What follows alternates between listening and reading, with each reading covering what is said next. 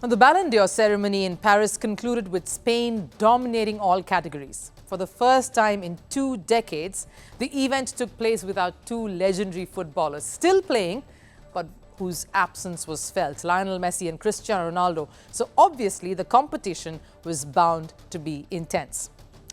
But the intensity did not come from players vying for top honours. It came from a whole club deciding to boycott the awards ceremony.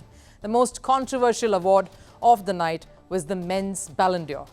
Spanish midfielder Rodri took home the prestigious prize, but not without drama.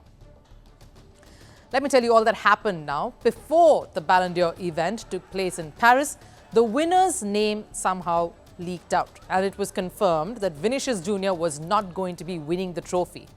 A furious Madrid camp decided the ceremony did not require their presence.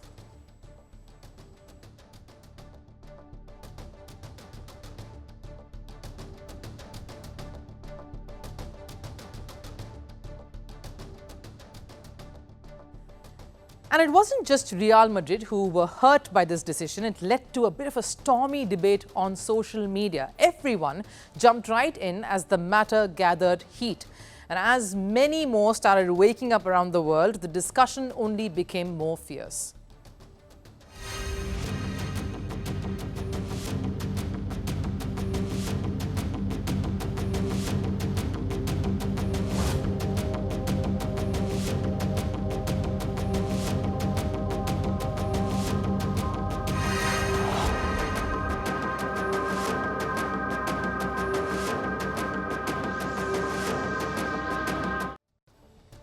A club as big as Real Madrid boycotting the biggest footballing awards night was bound to generate drama and have an impact the world over, because this is not just any club, it's Real Madrid, one of the most prestigious clubs in football world.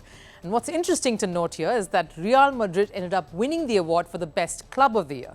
Their manager, Carlo Ancelotti, in fact bagged the award for the best manager of the year. And yet this club, every single person in this club, from the player to management to support staff, decided not to go, stood by Vinicius Jr and boycotted the awards event.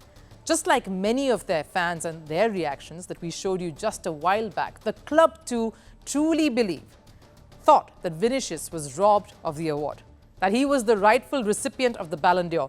Everyone truly believed that. It was only a matter of time until the Brazilian had in fact laid his hands on the coveted, much desired trophy.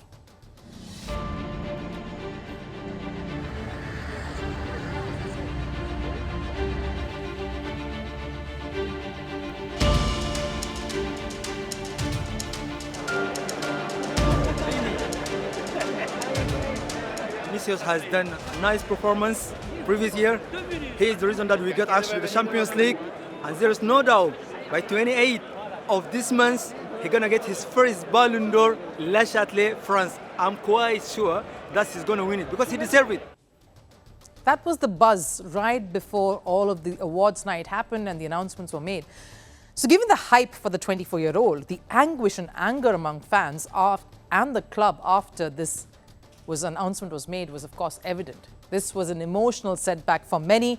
None felt more gutted than the player himself, but obviously Vinicius, who made his feelings pretty clear after Rodri lifted that award.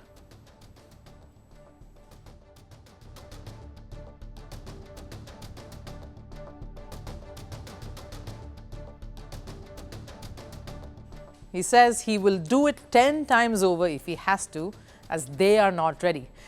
Could be a normal story on a usual day, but many felt this post was probably a defiant reference to his ongoing efforts to challenge racism in football and the constant resistance that he seems to be experiencing just about everywhere, including gifting him an award he thought he deserved. Sources close to Vinicius feel the fight against racism may have cost him the prestigious award. But could that really be the reason? For that, we need to know a little more about how the Ballon d'Or winner is judged. Now, an international jury of specialized journalists award Ballon d'Or honors every year.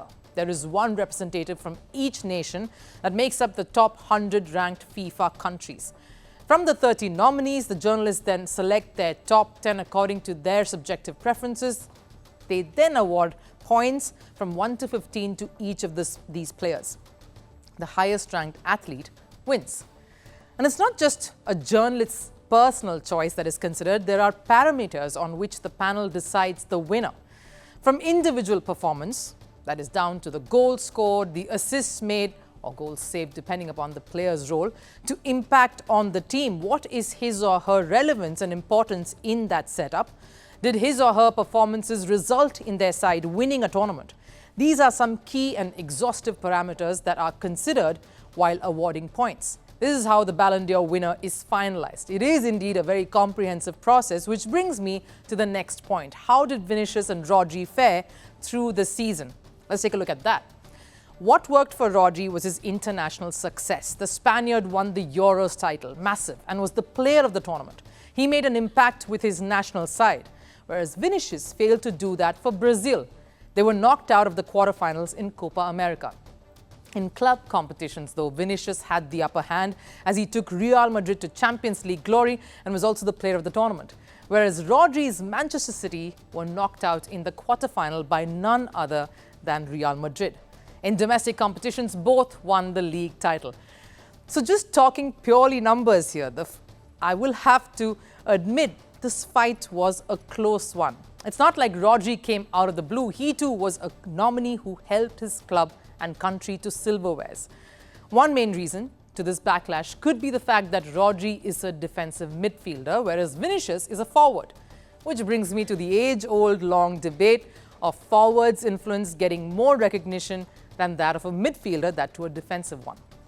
Because Vinicius through the year has scored goals, which has led to Madrid's wins. On the other hand, Rodri was a rather silent contributor. Reasons enough for many to question this final outcome. Look, an awards night is just that. A group of people trying to do justice to players' hard work and toil through the year. Vinicius, in his place, is right to feel wronged, but he was key. He was instrumental in making Real Madrid win the award for the best club of the year, and maybe we could leave it at that. You, though, can leave your comments on which side of this heated debate you find yourselves on. Firstpost decodes the U.S. election. Explains how America chooses its president. Your primer on the race to the White House. Everything you need to know about how America votes and its global implications.